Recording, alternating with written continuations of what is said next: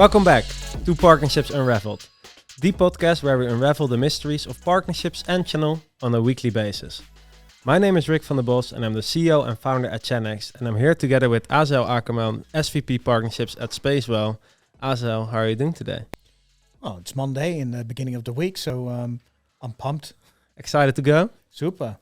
Yeah, same for me. And especially for today's episode where we're going to touch a bit more on your partnerships journey that you've had at Spacewell and also how you're developing your channel at the moment and scaling that globally. So I'm very excited to share more about that with our listeners. Yeah, and especially nice to be a guest on your podcast, where it was a podcast that guided me to contact you. So it's kind of a small circle, but we're going full circle here. 100%. I recall we got in that call together and then you said, Rick, I've listened to your podcast and you've almost like all the things you said were the opposite of what I thought we had to do, but I'm loving it.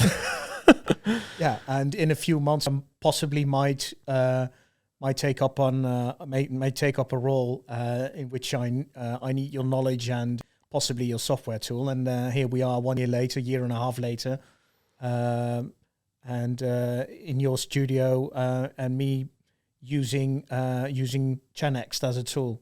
Yeah, that's awesome indeed. I think indeed touching upon that's actually a very interesting thing for our listeners as well, because you got into partnerships actually 1.5 years ago and into SaaS specifically, I think. And maybe can you tell us a bit more on that journey on how you got there? Ooh, how far back do you want to go? I mean, when I started my career at Stork in 2005, I was working internally with a lot of departments, so that had a bit of closeted partnerships in it. Afterwards, I went to the blood bank, where I had to work with 8 regions that later became 4, and I was part of the central governing body within the organization. But I, of course, had to partner with my peers in the region, and I think intrinsically I've always been working on partnerships and building bridges and connecting teams and forming teams and alliances internally and later externally as well. So from the blood bank onto JLL and fast forward to Cushman and Wakefield, where I was before I joined Spacewell, we were expanding our methodology on workplace strategy, on how to approach workplace environments and improve them with other teams in Europe. So the knowledge on workplace strategies sat within London and the Dutch team, and a bit in the Polish team. And so we actively engaged with countries in the Nordics and in Southern Europe, in Spain, and in Portugal and Turkey to explain the methodology and a bit of land and expand from there. So intrinsically, that was a bit of, it's super comparable to SaaS, where you sell, because those was actively selling parts of Cushman and Wakefield that were doing consulting, and I was on the back of that, and it was almost through partner sales and through partner consulting where the teams in Lisbon and in Istanbul were like internal partners that we had to enable. So when I arrived at Spacewell and listened to almost 1,000 hours of podcasts and read even so many books, no, not so many, but a lot of books as well, and a gazillion LinkedIn articles, I learned that there are a lot of elements that are comparable inside the SaaS world and outside of the SaaS world. And what specifically was so comparable? I think it's super interesting that if you look at its core, all the previous jobs were already partnering indeed with different regions, different cultures, different interests, and tying all those together. I think that's one of the learnings I can extract immediately. What other type of similarities did you see there? At the end of the day, you're working with people. So it's not tools working with tools. It's unless the people are tools, of course. That's but if sorry, that was a stupid joke. But you're working with people, so it's a human connection, and you're building human connections facilitated and enabled through technology, of course. But I think the human connection there, and understanding the human connection, and understanding that working with a partner, that partner thrives if that partner is successful. So making somebody successful, let's say you and I were to partner, if I make you successful, I'm successful merely because of the fact that we, solely because of the fact that we partner and work together. And I think that human connection, if you keep that in sight, that is a massive enabler. Yeah, I think indeed if you can really find out what's driving the other and facilitate there as good as possible, that's where you get the reciprocity and also get the partnership going as such. Yeah, exactly. And of course, when I joined Spacewell, and I had absolutely no clue what I was getting into, and listening to literally 1,000 hours of podcasts, I quickly found out that we at Spacewell had to spend a lot of time on the fundamentals. So we started literally from the ground up and starting to build our partnership program and our layers and our contracts and the legal and the enabling and the academy, name it. It wasn't there. While at the same time, we had like 20 partners already in place that we had to retain and that we had to keep. So I think when we started last year in June, the team, which was only 2.5 people at that time, focused on partner retention, resulting into a lower than 1% churn at this moment. So of which I'm very proud, of course. Yeah, that's a really good thing. One of the hardest things is keeping the attention and the engagement of the partners. And if you manage to do that for such a long time, that's beautiful. I think one of the questions that comes up in my mind is one of the first things is you were hired because the company wanted to focus a lot more on partnerships and really build out that department. Mm-hmm. What was the reason for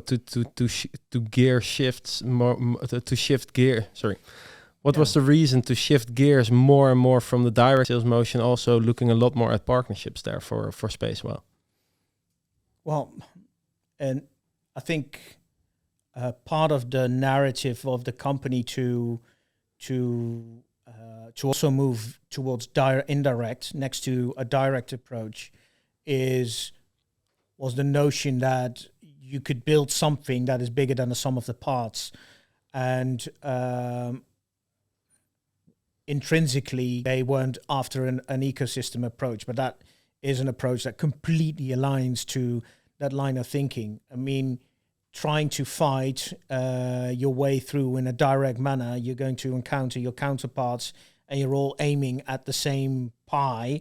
Whereas if you share that pie and partners have part in a different pie as well, you can have multiple pies and multiple flavors and grow fat from there. I think that's a beautiful way of saying it. And actually it's true indeed, because we're always talking about the market as one pie, but it's actually multiple pies where your partner is active in this part, and that's where you can align together. But it can also help you bring and elevate you into different markets or pies in this example. Exactly. We're now opening up verticals that we had no presence in last year, and I think that's a proven and that's proven a test to that. A partnership approach, if approached right, will open new markets for you. Yeah, very interesting. And I was also thinking about I know Space was part of a bigger group. Mm-hmm. Does that also play a role there, or have some similarities? But there are loads. Yeah, there are loads of similarities. I think the most powerful thing of being part of the Nemetschek group is that. In order to explain that, I have to explain a bit what the Nemetschek Group is. Yes, please. It's a SaaS company. It's a technology company that mostly manages or has multiple brands in it that are super strong in architecture, engineering, and construction. And a few years back, they acquired MCS. And MCS was a Belgian company that shortly after acquired Exerion in the Netherlands. And those two companies, together with the recently acquired Plandatis from Exerion, rebranded to Spacewell. And in 2020, Spacewell acquired Dexma in Barcelona to complete the Spacewell brand. And with the acquisition of Spacewell and the partnership with our sister company within the Manage and Operate division, Krem Solutions in Germany, we are the only two parties within that Manage and Operate division. But the combination of architecture, engineering, construction, and Manage and Operate makes that Nemetschek now is a full life cycle company. So they have got products and solutions that span across the complete building life cycle, which is unheard of, which is a market first and is super unique. Now about partnerships. When then you look at the Nemetschek group as a whole, all the brands were individual brands operating on an individual manner and had notion of their counterparts in the same field of work. But we now see a dynamic where Nemetschek is opening up, the brands internally are opening up. So we have to partner with our sister brands, and we are now actively partnering with our sister brands to basically create an internal ecosystem approach. Yeah, I think that's beautiful, because what you really get there is you're aligning a lot of the internal software and solutions with each other, where you can create that better together story towards your end customers. Yeah. And you also create like a network times network effect, because every company is working with their partners, and then how can we indeed help each other, like get in touch with more partners, help more end users, and really elevate the whole group as such. Yeah, and it's a double whammy as well. It's a double-edged sword because of the fact that from a Spacewell point of view, we're building our alliances and partnership team and the methodology and the way to go about, and that is really a greenfield approach. And and having the chance to apply that internally with your internal Nemetschek brands is a blessing, because it gives you a head start, because you're actively thinking about how do I enable my internal counterparts or my internal sisters, Nemetschek sisters and brothers, to become successful. Yeah.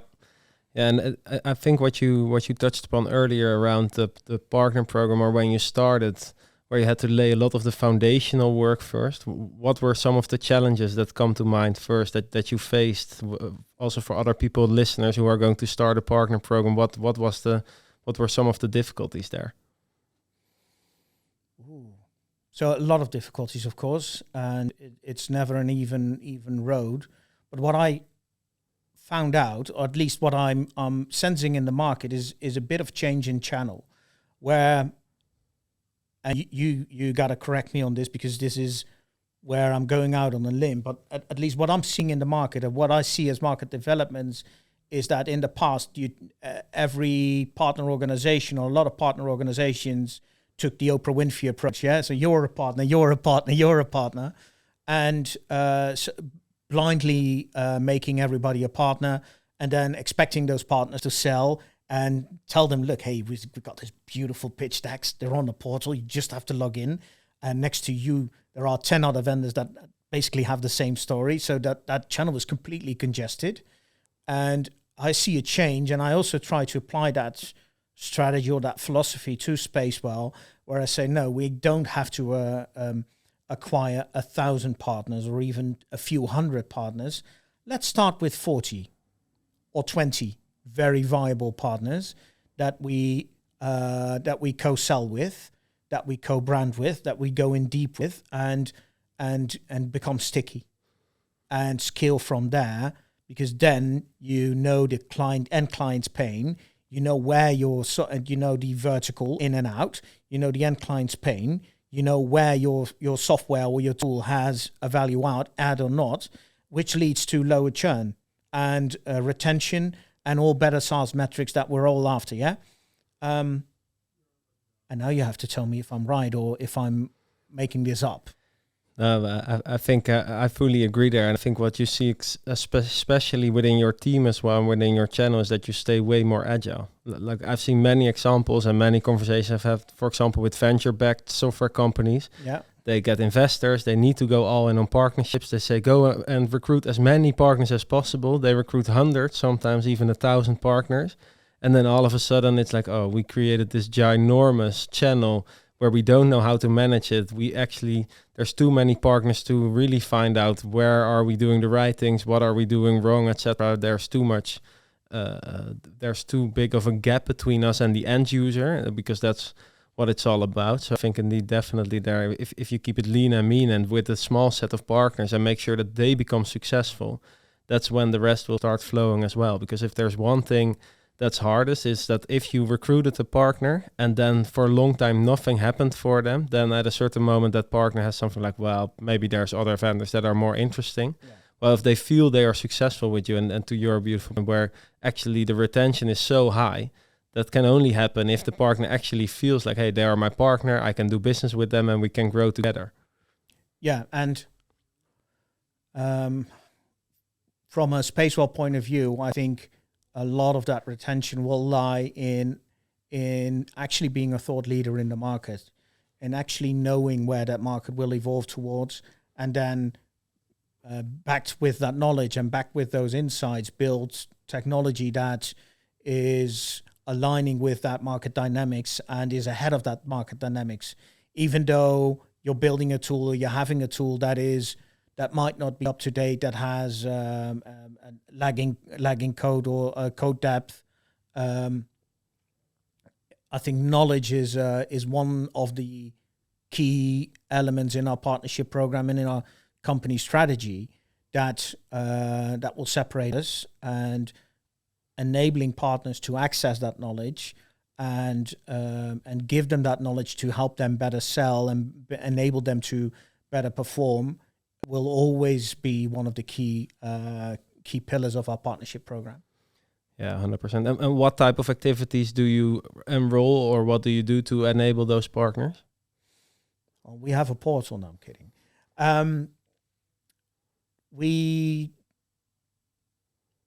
We started last year with rebranding or repositioning Spacewell. The brand is there, but we started with the repositioning of Spacewell, and that repositioning had to reflect the complete movement that Spacewell went through. So MCS, acquiring Axerion, Plandatus is a part of that, and Dexma were basically 4 companies, 5 products or 6 products even, under a single umbrella, and that had a beautiful logo, but there was no soul underneath.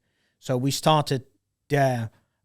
Because in my head, in my mind, you have to start from a recognizable brand. That a recognizable brand has to have a recognizable story, and that story needs to be conveyed. I need to be able to convey that. If I'm unable to convey that, how the hell am I expecting my partner to convey that same story, right? It's going to be diluted. The best brand story you'll get from me or from any other representative of Spacewell, anybody else will have a diluted version of that.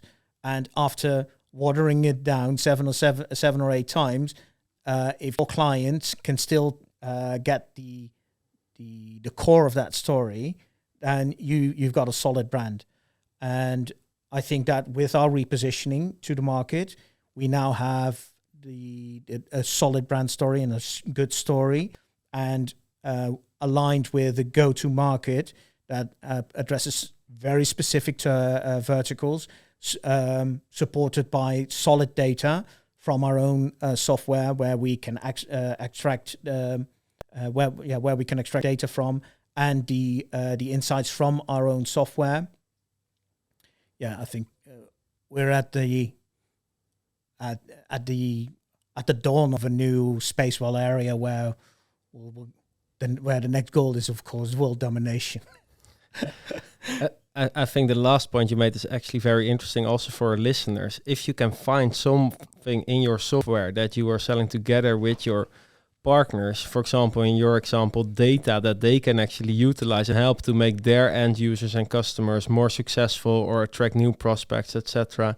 That's very interesting. I've seen multiple examples of that I think HubSpot is one of the best examples. They really help their agencies become successful and then take all those learnings and data towards the end user market, etc. But I think for you guys, it's the same indeed. Like if you can show based on all the data that you have around workplace management, like how do you do that in the most optimal way, the best way, that's creating yourself as a thought leader and helping your partners become a thought leader as well. Yeah, I think I was surprised by myself that our energy branch alone has 80,000 buildings connected to its software. So 80,000 buildings collecting data on a 24/7, 365 basis. And we have around 400,000 sensors live in our own workplace analytics and experience platform, which is massive. So all on around, we've got around 90,000 buildings connected to our software, gathering data.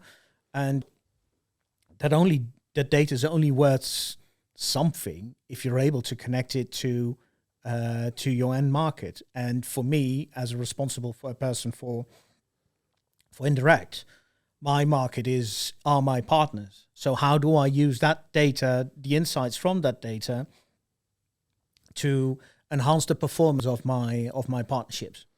And to make their life a bit easier, indeed, both in terms of helping their customers, getting more customers. And I think that's, if you can combine the two of them, it's a super interesting value proposition. Again, if you and I were to partner and you are successful, I'm successful. So that's all about making your partner successful, right? That's the ultimate goal, at least for me. 100%. We always say here within Channext, partner success is your success. Like the more you focus and keep focusing on that, and with your whole team, actually your whole company gather around that then you will make your partner successful, and therefore eventually everyone will win. Yeah, so while you said that, it made me think of, I can't name the company, but while we were in a pitch last week where they challenged us and asked as well, why should we take you and not another company? And I think the answer back was that we have an understanding of business context. So yeah, we are a tech vendor. Yes, we are a SaaS company, and yes, our competitors are tech vendors as well, and are a SaaS company as well. But we understand business context. So we have architects, we have workplace strategists, we have people that actually understand how work happens. So the body of work, and with that knowledge, we develop tech tools. And those tech tools will help you better drive your business, will help your business better perform better. And that's the ultimate goal of partnerships. I mean, yeah, we're selling software, but that software should enable something, should have an impact with the end client. And that if my software enables my end client, not the partner, but the end client, to perform better, to have a higher EBITDA, to have smoother running operations, I'm successful. Yeah, I think that all comes down indeed to being able to show your partner, like, I speak your language, we've walked the walk, Yeah. and that creates a lot of trust. And eventually all partnerships are based on that trust. Trust is a marketable commodity almost. Yeah. Also true. And the most important one, but it's also indeed the one where everything is geared around. It makes me think of a Dutch saying, like, it comes on foot and goes by horse. Very true as well. Yeah. You need to don't take it lightly. Yeah, and don't Google Translate that. Excellent. So, and then you laid the groundwork, and then it was time to start looking at, okay, now we're going to scale and build further. So you went into different regions, you hired people. Like, how did you approach that? What were your next steps? Well, that's difficult. My first hires came out of my own network, and I'm blessed to have a massive network. But we hired a country manager in the UK, hired a country manager in France, and it's difficult to find a person that thinks ecosystems. And what I found out is that a lot of people listen to maybe not 1,000 but 500 hours of podcasts, or a bit less, and go into a job interview and they speak the lingo. So they speak of ecosystems, or they speak of ARR and MRR, and they have the lingo ready, yeah. But I think the key here is to really look for that human connection and look behind the lingo and see if that person is actually thinking about ecosystems. And, well, there's this word ecosystem. What does an ecosystem mean for you? What does it look like? And how do you enable that ecosystem? How do you grow your ecosystem? And are you willing to give up your brand in order to advance the ecosystem? Where, let's say, a major real estate firm wants our product, but it requires us to white label our product. Are we still going with that, yay or nay? I think those type of questions and really tell a lot about the feasibility of the fit between a company and a person. Yeah, so you qualify a lot deeper, actually, especially around that ecosystem and partnership approach, with a lot of extra question for context, and indeed in terms to find out, like, because those people that you had, were they coming more from a direct environment and heading into partnerships, or was their background partner? So I've got one VP in France, one in UK, and two that are Dutch based. So two of them have channel experience, and the other ones don't. But especially with the ones that didn't have SaaS experience per se, or partnerships experience per se, I was looking for those traits, that openness, that connection, the possibility for them to see what that through partnership sales meant. Yeah, I'm a big believer in hiring for aptitude as well. So I think that's a very interesting, like the certain character traits, and you're already touching up on some of them. Indeed, like that openness, like likeliness, like in terms of, do I want to? Yeah. I always try to think of it for myself. Maybe for listeners, good question to ask yourself as well. Like, would I want to work with this person every single day? Do I get excited about it, etc.? Because probably that's what they can bring to the potential customer or partner as well. Well, yeah. So when we started growing the team, the first person I hired was a former intern of mine who I met in 2013 when I was at a company. We kept contact ever since. And when I had her, I asked her every year to join JLL, to join Cushman & Wakefield. Every time she said, no, thank you. When I joined Spacewell, it was, maybe. I said, that's not a no, so let's have a coffee. And ultimately, she's now working within my team. She's a manager of partner success. And I said, okay, now we're going to grow the team together with another person within Spacewell that has a channel experience. We said, okay, the preconditions to join our team is, one, you need to be fun. If you're not fun, we don't want you in the team, because if you're not fun, you can't laugh. We can't joke around. I don't want you working with this, because it needs to be fun. Second is you have to love food. And the third precondition was, do you have some actual qualifications that allow you to work in this job? And of course, it's said jokingly, but there's a sense of truth, a core of truth in there.